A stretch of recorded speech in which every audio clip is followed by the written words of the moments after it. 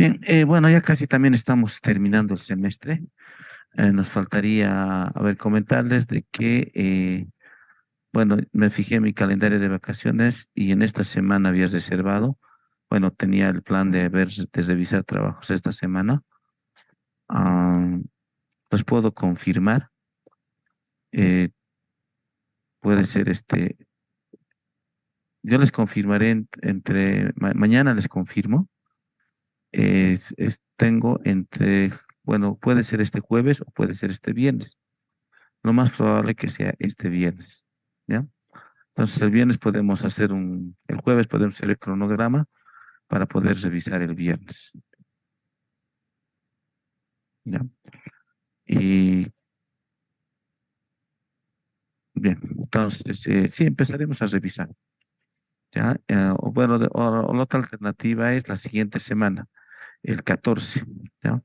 Podría aprovechar también de revisar los exámenes prácticos que hicieron, que me falta todavía revisarlos, ¿no? Entonces, eso, el examen del día sábado se mantiene por si acaso. Y en la parte práctica, la segunda parte del examen, el 12. Ahora, cualquier otra novedad les hago saber que estaba pensando también poder hacer, bueno,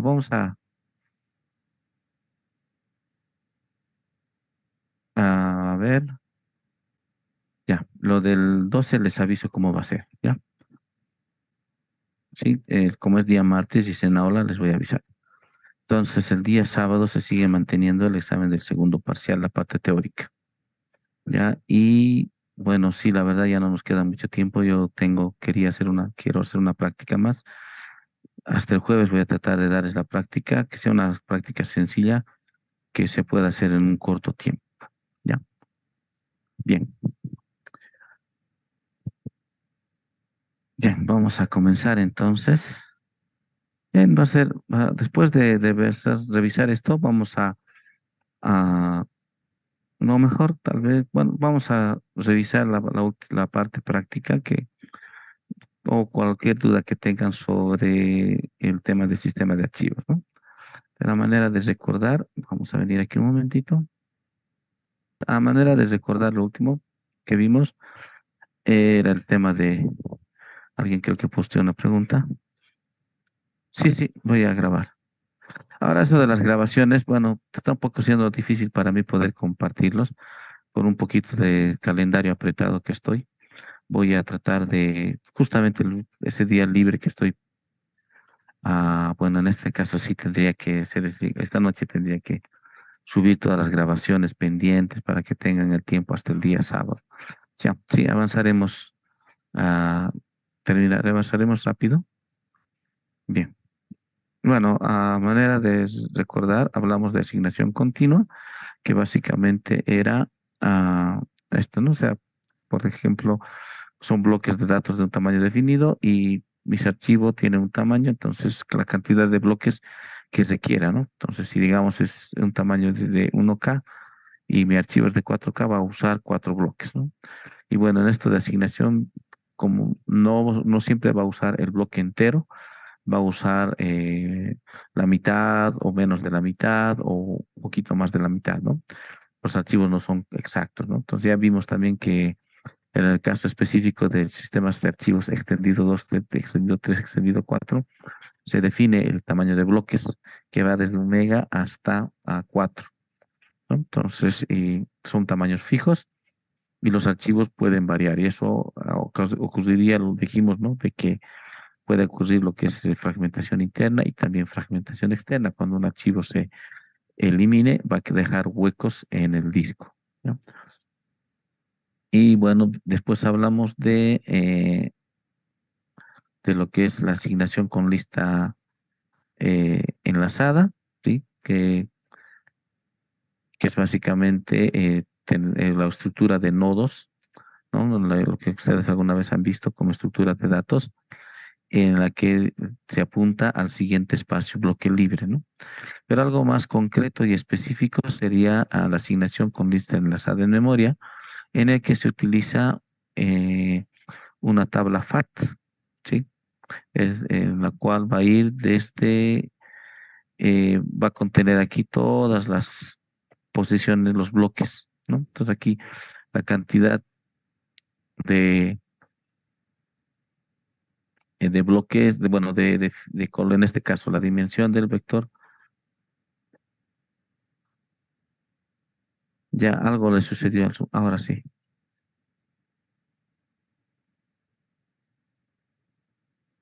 Ahora sí pueden ver. Ya, Buenas noches, sí, bueno, sí, sí, se puede ver.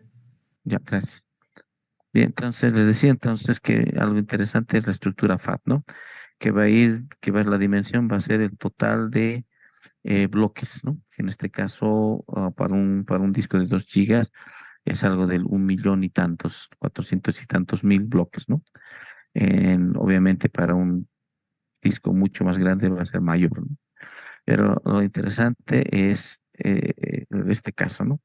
Por ejemplo, el archivo empieza en la posición 4 y el siguiente bloque de datos es el 7 y su contenido me indica el siguiente bloque de datos y el 10 y el 10 el siguiente, el 12 y -1 para indicar que ha terminado, ¿no? Entonces eso puede ser una forma de esta o la otra forma de lista enlazada como la que está aquí, ¿no? En la cual tengo un puntero que me indica al siguiente bloque de datos, ¿no? ¿Ya? Ahora, en el caso de FAT, sí necesito saber por dónde inicia un archivo, ¿no?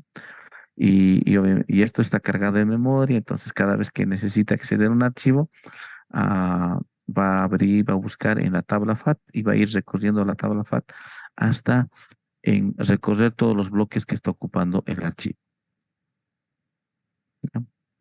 Y bueno, después vimos lo de los inodes y esto estaba más relacionado a, a esta estructura de sistemas de archivos, ¿no? Sí, que lo dijimos, bueno, esto ya lo revisamos, BookBlock, SuperBlock, hablamos después de espacio libre y aquí los inodes, ¿no? Que es un espacio que están ocupando un espacio del disco y por regla general es que la cantidad de inodes va a ser la cantidad de archivos que tiene el disco, ¿no? Si tengo 1 millón de archivos, voy a tener 1 millón de inodes, ¿no? Si tengo 10 inodes. Cada inode contiene, es un registro que va a tener el modo, tamaño, fecha y dirección del bloque donde está bueno, la dirección del bloque de disco, ¿no? Entonces, esto hicimos un ejemplo en la cual cómo podemos acceder a un determinado archivo dentro de mi sistema de archivos, digamos en este caso root y los ram.txt. Entonces vimos el comando, ¿no? Que es -i para poder obtener para cada archivo o directorio el inode correspondiente. Entonces una vez, por ejemplo, en este caso, el 12 es el inode asociado a root y ese inode lo que va a contener es la información de permisos, tamaño, fecha, el dueño, el propietario del directorio, ¿no? Todo lo que nos bota el comando ls-l va a estar aquí en este inode. Y el siguiente bloque. Y el siguiente bloque de datos va a contener el contenido de ese directorio con sus respectivos inodes, ¿ya? Y cada inode, en este caso, va a tener igual su permiso, tamaño, fecha, ¿no? Y el inode que corresponde, el siguiente bloque, en la cual está el contenido de ese archivo. Y de esa forma llego al archivo ram.txt y, igual el archivo está asociado a un inode. Ese inode contiene los permisos, el tamaño, fecha y demás, y el bloque donde inicia el archivo, ¿no? Entonces, esa es más o menos una forma de cómo se logra encontrar un archivo en un sistema de archivos tipo Unix. Sí, esto de inodes lo maneja a todas las distribuciones, lo manejan sistemas de archivos FAT32, digo, perdón, extendido 3, extendido 4. Bueno, no estoy grabando esa parte por si acaso, porque ya lo vimos toda la anterior clase, ¿no?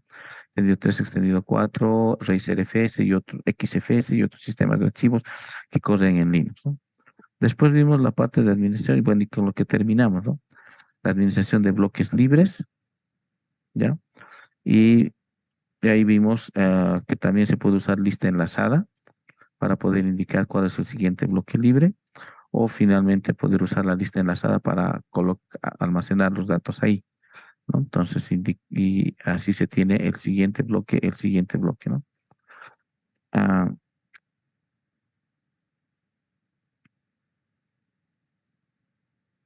sí, el otro que teníamos era lista enlazada particionada en tablas, ¿no? En la cual tengo una tabla y la última posición de la tabla tiene en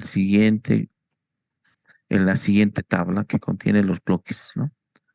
Ya, entonces estos bloques son los bloques de datos del disco y puedo usar algún mecanismo para poder marcarlos como libres u ocupados, ¿no? Entonces cada vez que se requiere un bloque va a empezar por la primera tabla, va a recorrer todos los bloques, va a la siguiente tabla y así va recorriendo tabla por tabla, ¿no? Y finalmente hablamos del mapa de bits, que es muy similar al concepto de mapa de bits que vimos en memoria, ¿no? En la cual tengo una matriz y el número de columnas por el número de filas va a corresponder al total de bloques en este caso, ¿no? Entonces, la multiplicación de filas por columnas va a corresponder al número de bloques, ¿no? En el caso, digamos, en específico de 2 gigas de disco son 1.000.000.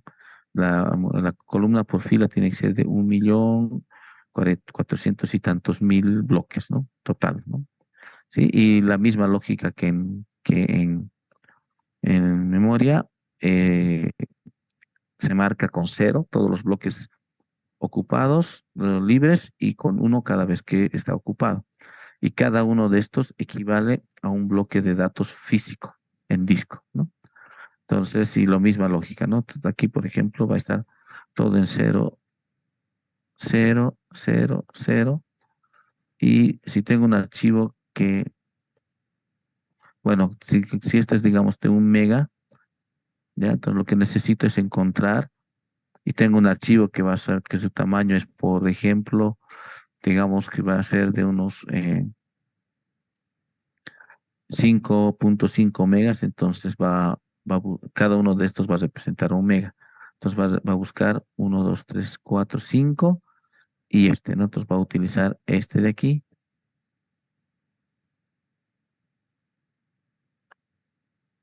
y este de aquí, ¿no? Si mi archivo fuera de 5.5 megas.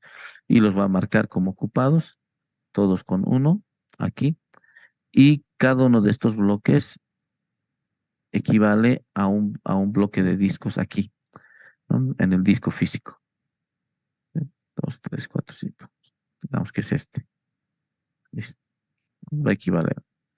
Entonces, y cada vez que necesite bloques libres para poder almacenar archivos, voy a venir a esta matriz, voy a empezar a buscar. Entonces, donde encuentre cero, voy a empezar a ver si tengo bloques de datos contiguos para poder almacenar ahí la información, ¿no? Entonces, eso a manera de recordar.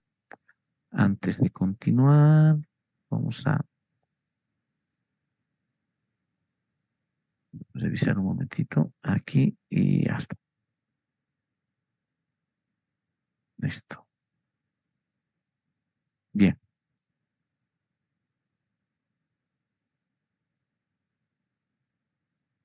Recording in progress.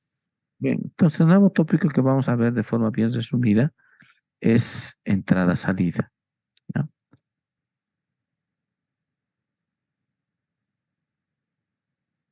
Y entonces el capítulo, bueno, no recuerdo el número de capítulo, ¿ya? Y que es parte del temario, ¿no? Ha propuesto para este semestre. Es el capítulo 6 o capítulo 5 si no estoy mal. Bien, empezaremos entonces. Entrada-salida. Ya vamos a ver tipos de entrada, vamos a ver principios de hardware, principios de software y modos de operación de entrada y salida. Bien, bueno, ya vimos que el sistema operativo es el que se encarga de controlar los procesos y lo hemos estudiado, la memoria, lo hemos estudiado igual, y además ustedes están haciendo una lectura ya más exhaustiva del libro, lo propio para lo que es sistema de archivos. Y bueno, ahora toca hablar de que el sistema operativo controla es el responsable de pues, gestionar y controlar todos los dispositivos de entrada-salida, ¿no? Además de lo que ya mencionamos anteriormente. Entonces, el sistema operativo va a tener un comando para poder emitir las instrucciones de lectura, escritura en los dispositivos de entrada-salida para interceptar interrupciones o hacer tratamiento de errores. Lo que se espera y lo que se busca es que se tenga una sola interfaz para poder interactuar con todos los dispositivos, ¿no? Sí, entonces, los dispositivos pueden provenir de diferentes fabricantes, entonces de alguna manera tiene que haber un mecanismo que me permita interactuar con cualquiera de ellos sin importar el fabricante, ¿no? Y es justamente lo que hacen los controladores de dispositivos, ¿no? Los drivers que decimos o que conocemos popularmente. Bueno, hablaremos un poco de los periféricos, que serían los dispositivos que me permiten comunicarme bueno, permiten la comunicación entre el usuario y la computadora, ¿no? Ahí tenemos el teclado, los mouse, ¿no? Todos los conocemos como periféricos. Tenemos lo que son dispositivos de almacenamiento, que serían los discos duros, discos externos o cualquier otro dispositivo para almacenar datos.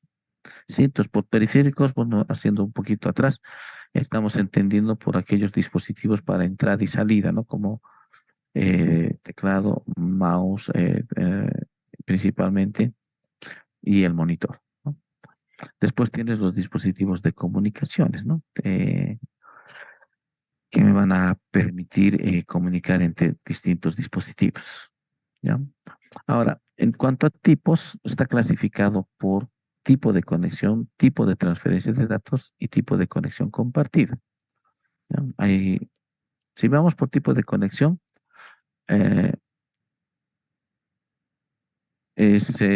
bueno, tienes el serial y paralelo, ¿no? Entonces, es por la naturaleza de conexión, ¿no? Puede ser serial y cuando hablamos de serial entendemos que es eh, como si estuvieran todos alineados, ¿no?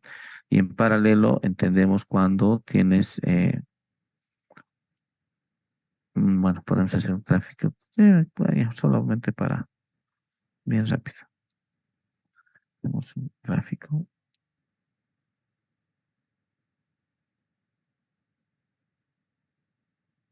En paralelo sería algo así, ¿no? Una línea de comunicación, ¿no?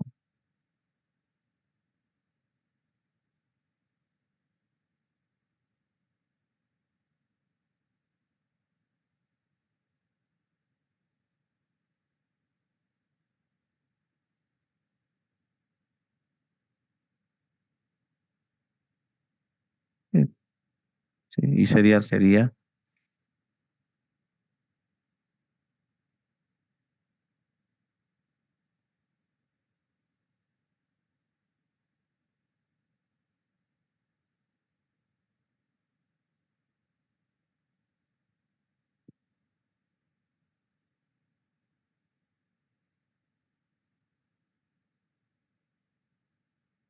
entonces serial,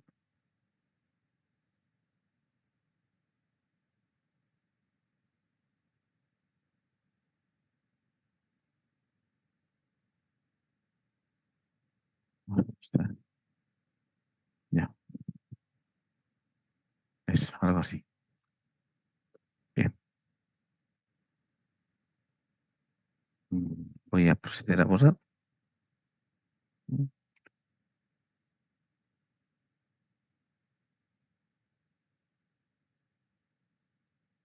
La conexión serial es una única línea de conexión. Como ventajas, es más barato que una conexión paralela, pero es más lento.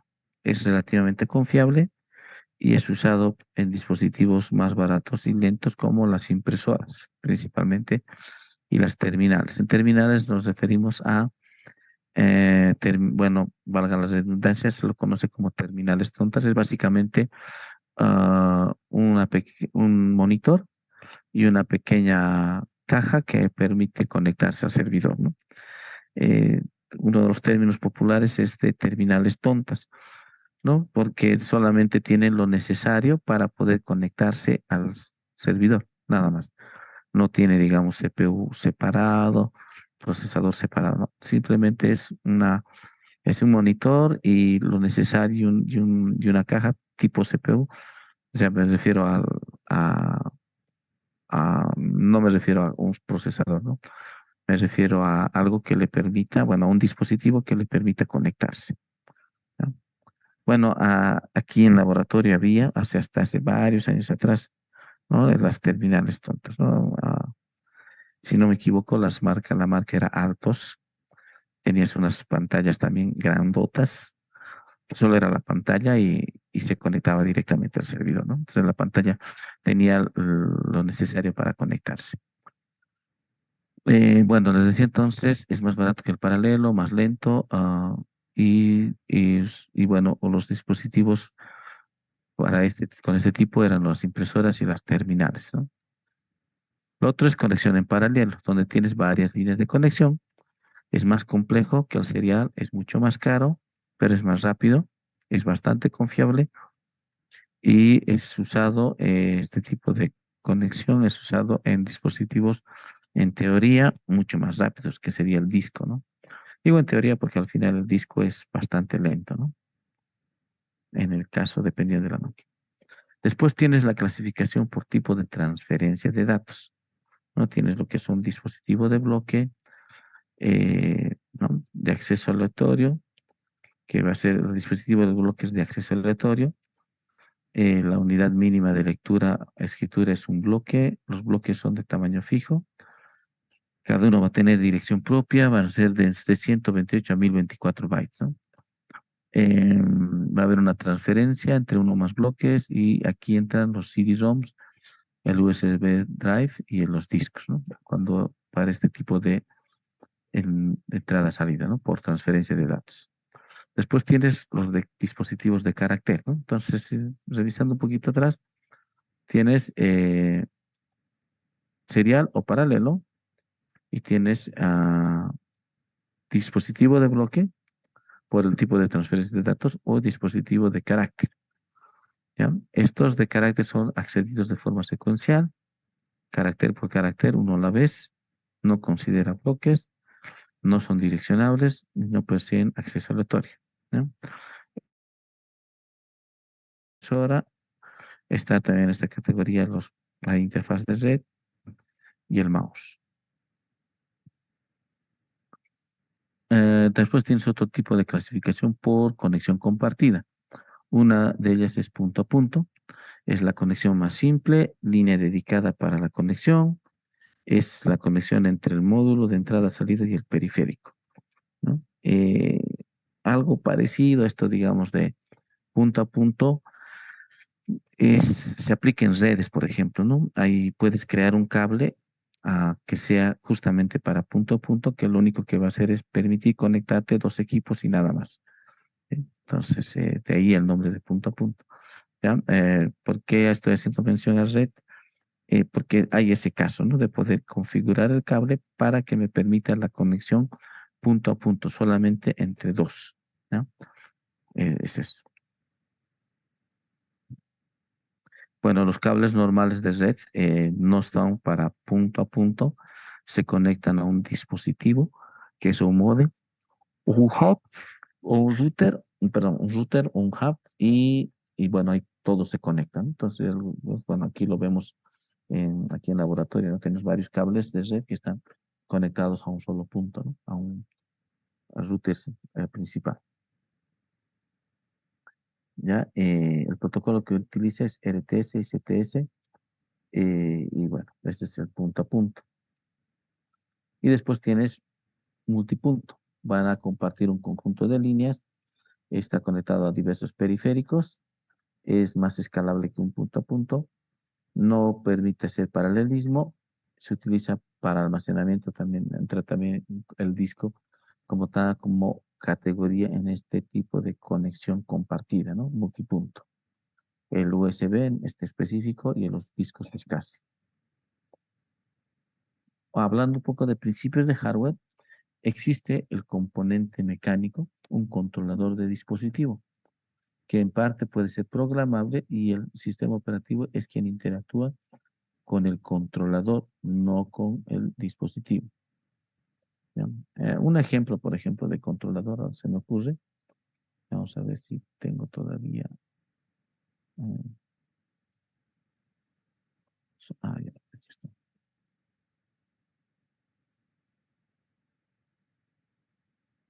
Y vamos a ver, por ejemplo. Está.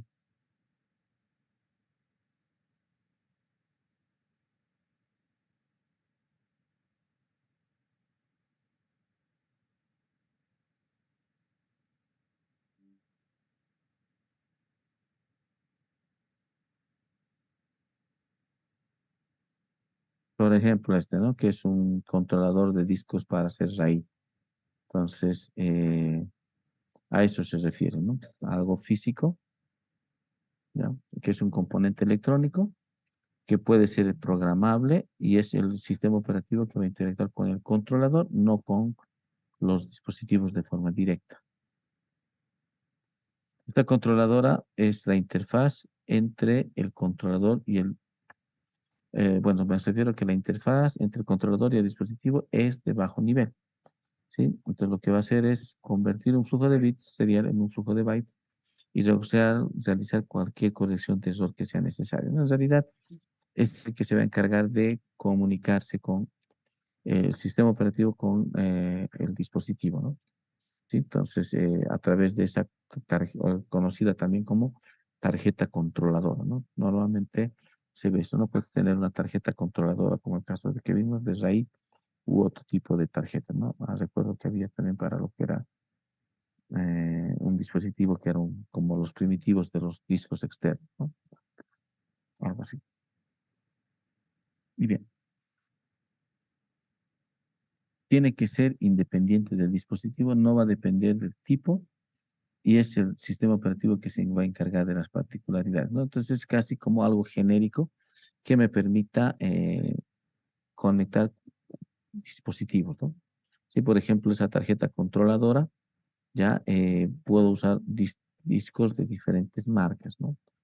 El tipo sí va a ser un tipo casi, pero discos de diferentes marcas. Entonces es así, independiente, no depende del tipo de dispositivo. Hay una independencia y tiene que tener una nomenclatura uniforme, es decir, algunas convenciones para poder hacer uso de el dispositivo. Además de que tiene que hacer tratamiento de errores, tiene que ser transparente el usuario y los errores tienen que ser tratados lo más próximo al hardware. Hablando, bueno, otro tópico que ver, así de forma resumida, en los modos de operación. Tenemos lo que es entrada-salida programada, vía interrupciones y vía acceso directo a memoria. En la entrada-salida programada, el CPU hace todo el trabajo. Sí, es básicamente, se le carga también ese trabajo al CPU el que controle todo lo que es entrada y salida del dispositivo, ¿no? De una PC, por ejemplo. Entonces, los datos son intercambiados entre la CPU y el módulo de entrada-salida. La CPU ejecuta un programa que va a verificar todo el estado del módulo de entrada-salida, va a enviar el comando que debe ser ejecutado y va a esperar por el resultado del comando para hacer la transferencia entre el módulo de entrada-salida y algún registro de CPU, es decir, comunicarse, ¿no? ¿Sí? Entonces, en este modo de operación, el CPU hace todo el trabajo, ¿no? Es cargar, muy aparte de lo que tiene que procesar o algunas aplicaciones que van a estar en memoria, va a tener que hacer esta otra tarea más. Las desventajas justamente está en el hecho de que la CPU se ocupa todo el tiempo hasta que la entrada-salida, digamos, ya no pueda ser utilizada, ¿no? Y sea desechado. ¿Qué es lo que va a pasar también como desventaja? ¿Qué vamos a señalar como desventaja? Mm, siempre va a verificar si el dispositivo está listo para aceptar una nueva conexión, el ejemplo que hemos usado, ¿no? Y La otra desventaja sería el hecho de que se estaría utilizando CPU, ¿no? Cuando sabemos que hay un montón de procesos y a veces el espacio no alcanza y se tiene que recurrir a memoria virtual, ¿no? Cuando no alcanza espacio en la memoria. Y bueno, bajo este criterio, entonces se debería considerar que el CPU debería estar ocupado en tareas mucho más importantes, ¿no? Es- podría ser cálculos o cualquier otro, ¿no? En específico. ¿Qué más? Lo otro es modos de operación vía interrupción. Este mecanismo se utiliza para superar el problema de espera de CPU por operaciones con los periféricos. La interrupción permite que una unidad o un periférico gane la atención inmediata. De otra forma que pueda finalizar, de tal forma que pueda finalizar su tarea. ¿Qué va a suceder? Es que la CPU va a enviar un comando para el módulo de entrada-salida y va a pasar a ejecutar otra tarea. Cuando la operación va a terminar, el módulo de entrada-salida interrumpe la CPU. La CPU ejecuta el intercambio de datos, libera el módulo y retorna el procesamiento anterior. Estas interrupciones son identificadas de forma numérica y el menor número significa que tiene mayor prioridad sobre el mayor número, ¿no? Aquí tenemos la lista de interrupciones conocidas: el uno teclado, 2 controlador de interrupción, 4 puerto de comunicación con, 5 tarjetas de sonido y bueno, así como pueden visualizar en la tabla. Bien, ¿qué más? Eh, otro modo de operación es acceso directo a memoria, ¿sí? Usando DMA, que es usando una operación controlador de DMA, en la cual el CPU va a enviar comando de lectura-escritura al controlador. El CPU va a continuar su trabajo, no va a ser más allá que solamente enviarle un comando, y es el DMA que se va a encargar de acceder a la memoria y es quien va a realizar todo el trabajo. El DMA sí va a ejecutar entrada-salida programada y va a reducir el número de interrupciones, ¿no? Esto es ya con una entidad externa.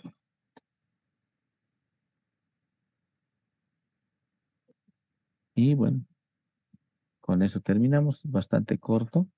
El capítulo tampoco es muy largo, no es como el capítulo de memoria, que es uno de los capítulos más largos, ¿no? Entonces vamos a eh, poner una pausa. Recording Y stopped. bien, bueno, entonces vamos a venir aquí.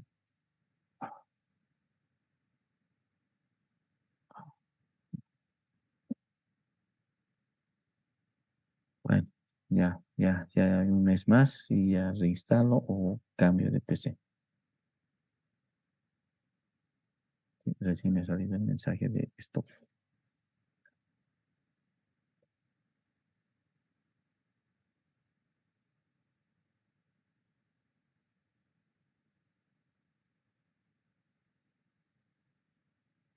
No, creo que lo tengo aquí. Ya.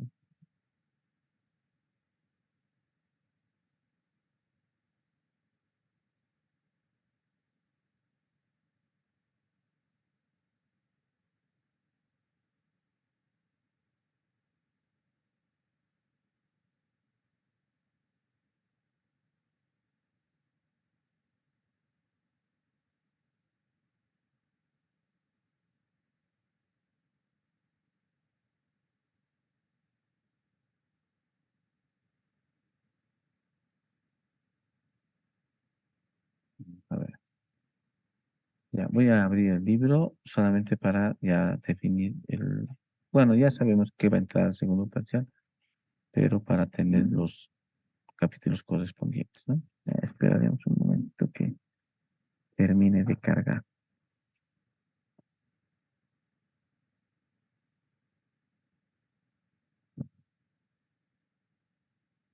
Creo que va a ser más rápido por Drive.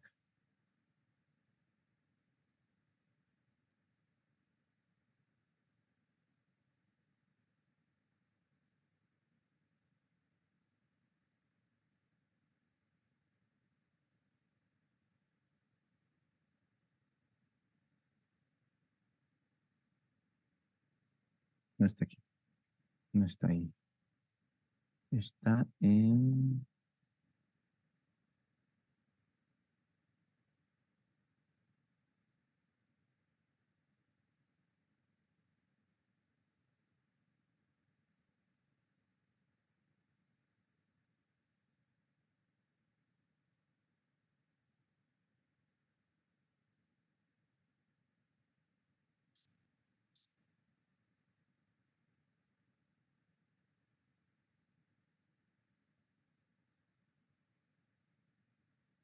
Este es el libro que estamos usando como texto base. Bueno, los que están desde el primer día ya saben. Y los capítulos que entran al examen son...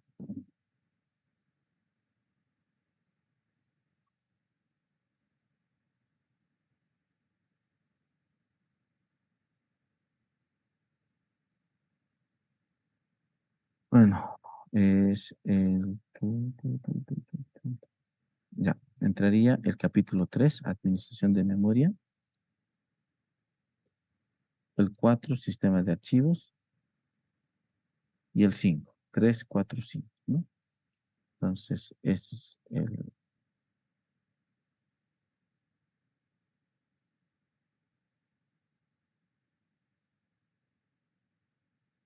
capítulo 3 4 y 5. Eso entra, ¿ya?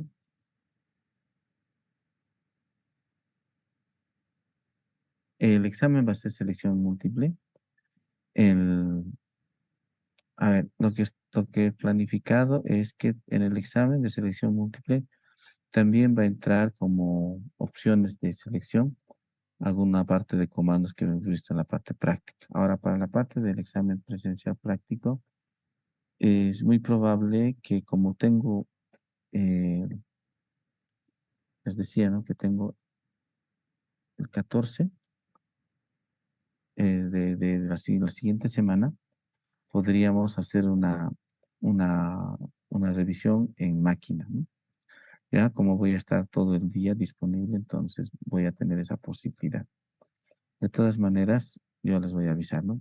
¿Cómo vamos a hacer esto? Les decía esto porque muy probablemente no voy a ver el tiempo, ¿no? O la otra opción sería que directamente les lance una práctica y solamente hagamos la revisión de la práctica, ¿no? Pero vamos a confirmar. Lo que estaría pendiente aquí es una segunda práctica pendiente. Sí, esta vez sí el tema del tiempo ya no me alcanza. Sí, recién ahorita estamos terminando bien rápido lo que es el segundo parcial, todo el contenido segundo parcial. Entonces no nos queda mucho tiempo ya hasta fin de año, ¿ya? Bien, entonces estaremos atentos nomás al grupo de TCO de WhatsApp para poder coordinar, ¿ya? Si necesito en algún momento llamar a esa reunión, estén también atentos, ¿no? No les va a quitar mucho tiempo, tampoco va a ser, digamos, en horarios fuera, digamos, ¿no? Pero voy a tratar de avisarles con anticipación, ¿ya? Entonces el jueves más nos vemos, ¿ya? Veremos, yo creo que el jueves vamos a hacer ya vamos a organizarnos para lo que es el examen y ya vamos a tener un poco más claro algunos de otros detalles. Ya, si el jueves les lanzo la práctica, también el día jueves les voy a explicar. ¿Qué más? Bueno, sí, esta noche voy a empezar a subir todo lo que tengo pendiente, el PPT que he usado para memoria, para lo que es el sistema de archivos, ¿no? Y las clases, ¿ya? ¿Alguna consulta? Bueno, bueno, creo que sería todo. Entonces Bueno, Inge, disculpe, sí, ¿será que puedes subir las clases que de este segundo parcial, todas, por favor, Inge, para poder sí, repasar sí, algunas sí. cosas? Esta noche yo los voy a empezar a subir. Les voy a dar prioridad en el caso de ustedes, ¿no? Porque así también estoy retrasado en ASO, pero ASO no estoy haciendo mucho. En el caso de ustedes sí voy a empezar a subir todo, Por ¿ya? favor, Inge, muchas gracias. ¿Listo? Bien, entonces, bueno, no sé si tienen alguna duda con relación a la parte práctica que vimos clase anterior antes de retirarnos. No es muy complicado, ¿no? Entonces vimos básicamente particionamiento, vimos la creación de sistemas de archivos, el montaje y el desmontaje de sistemas de archivos, ¿no? Y vimos también un poquito de dónde se configura para que se haga el montaje automático. Bien, si no hay preguntas, nos retiramos. Hasta luego. Hasta luego, Inge, que le vaya bien. Gracias. Hasta luego, Inge.